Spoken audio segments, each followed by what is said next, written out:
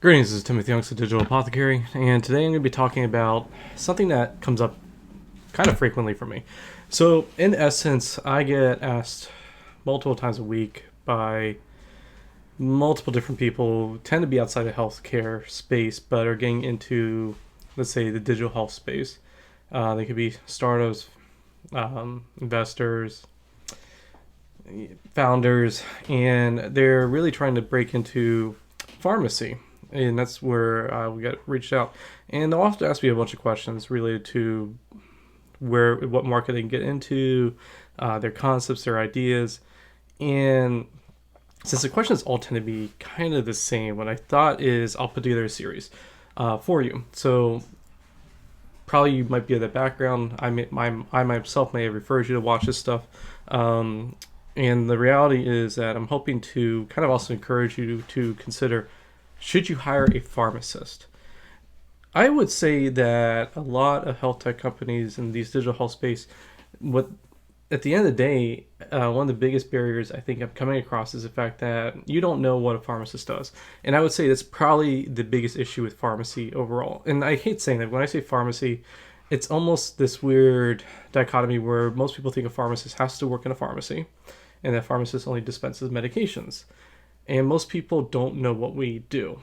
And because of that, it's like a dual-edged sword. Because they don't know what we do, there's a thought process that it's just dispensing medications, so that any innovation that happens in the pharmacy space tends to be around the said medications in terms of verifying them, packaging them, getting out the door and getting to the patient, which may encourage some adherence or some other outcomes.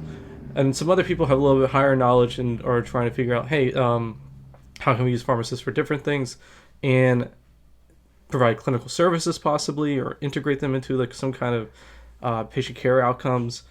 And then there's another niche where I see very infrequently, and they tend to be pharmacists themselves that are saying, how do we actually solve pharmacy related problems that don't just deal with a product based model?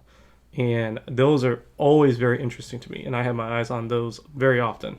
So I'm going to kind of put together this series. Everything's going to be about 5 to maybe 10 minutes in length, just talking about why you should consider about pharmacists and some of the frequently asked questions I receive.